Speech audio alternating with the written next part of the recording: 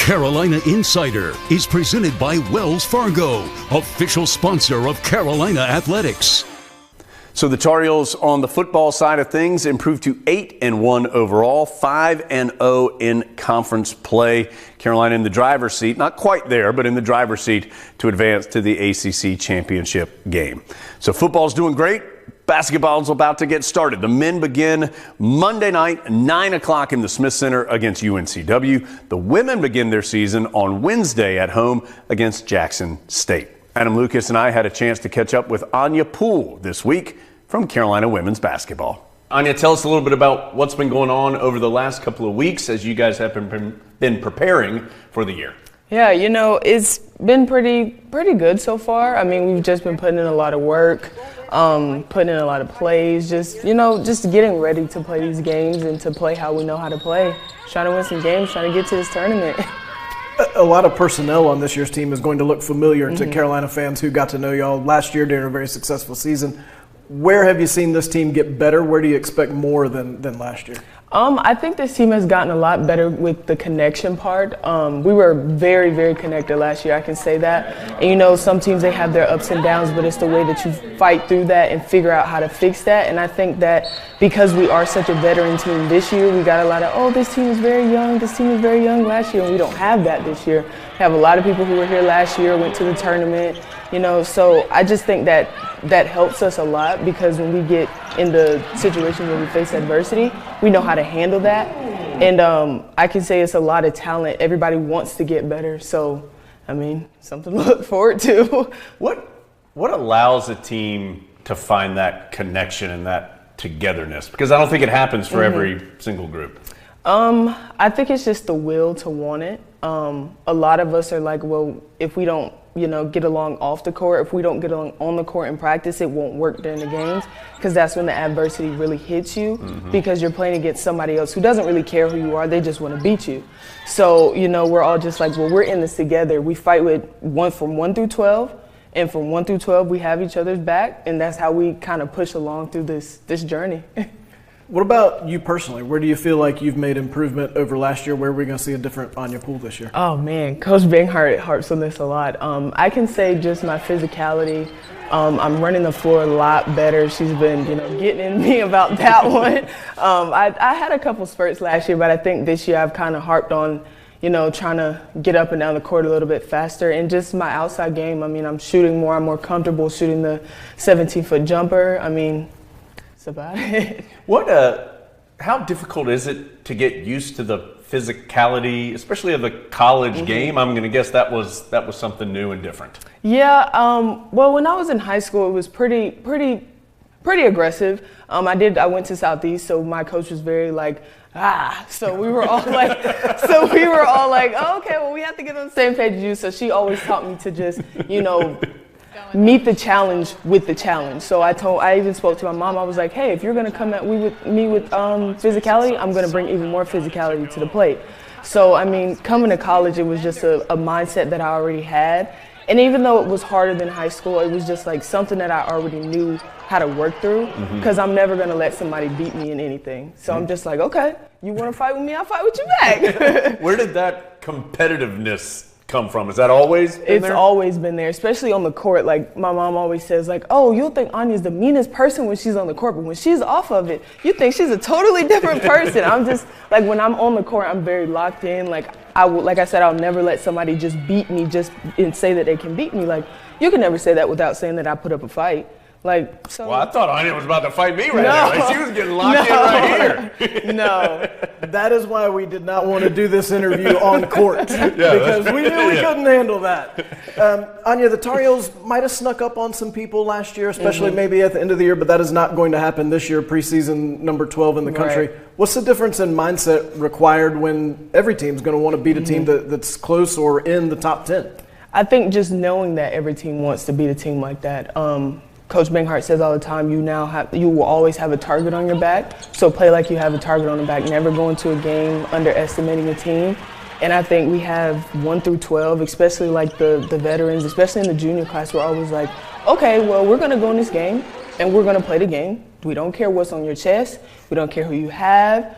we're going to play and we're going to use our pieces, just like you have to play and use your pieces. So that helps a lot. So now, Anya, you was it soccer player first? I have that right? I was. So when did you make the transition to basketball? I started really playing basketball in 7th grade. That's when I first tried out for the Carolina Flames. I played soccer my 8th grade year. That was the last year I played it.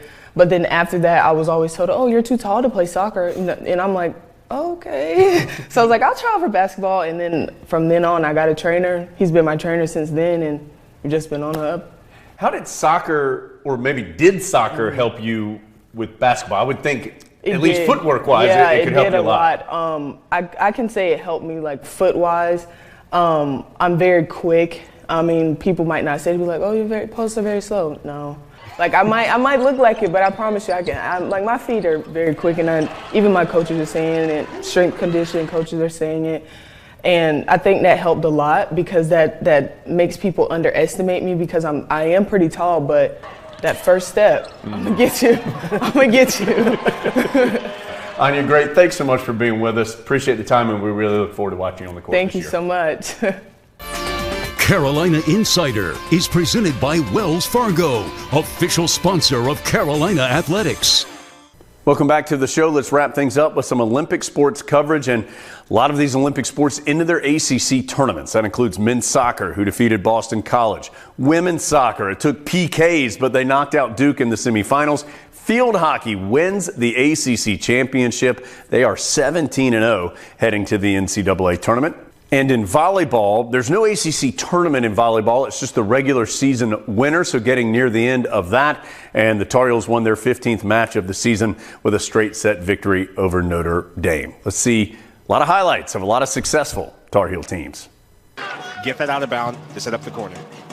Line drive on the corner, headed down, and Carolina finally gets on the board.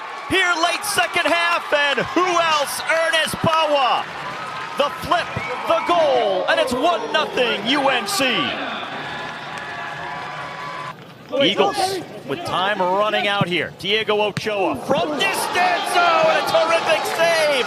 That's the best of the game for North Carolina and Marco Saborio Perez, the senior.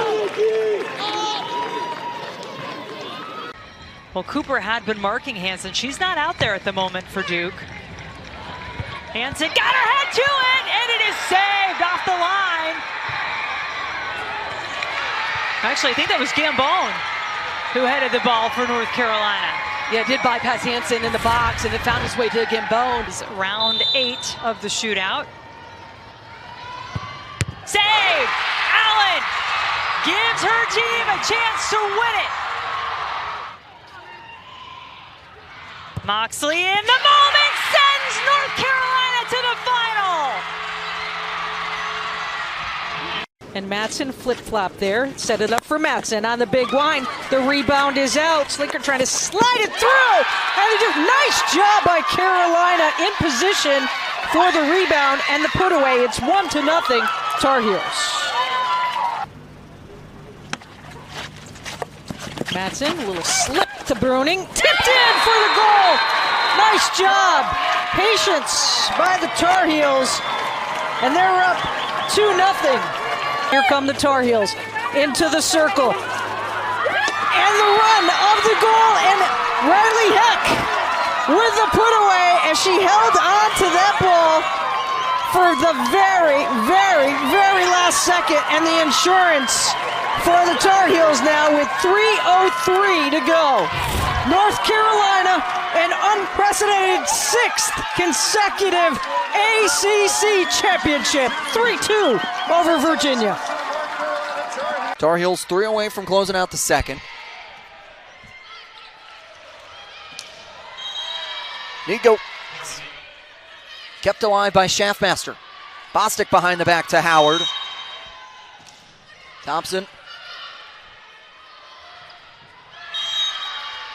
Ross gets it over. Schaffmaster keeps it alive. Bostic gets it to Merkler, who gets it down all the way to Thompson.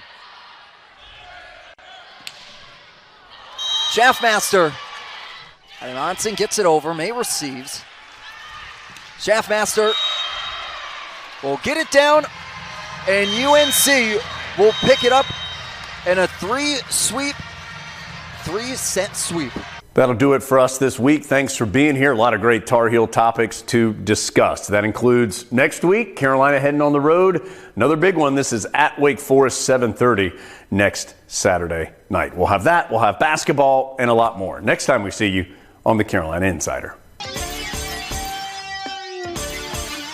Carolina Insider is presented by Wells Fargo, official sponsor of Carolina Athletics.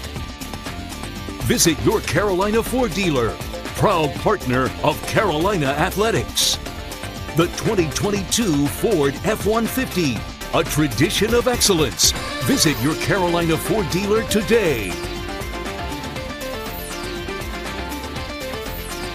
Carolina Insider is produced by Go Heels Productions for Tar Heel Sports Properties, a property of Learfield.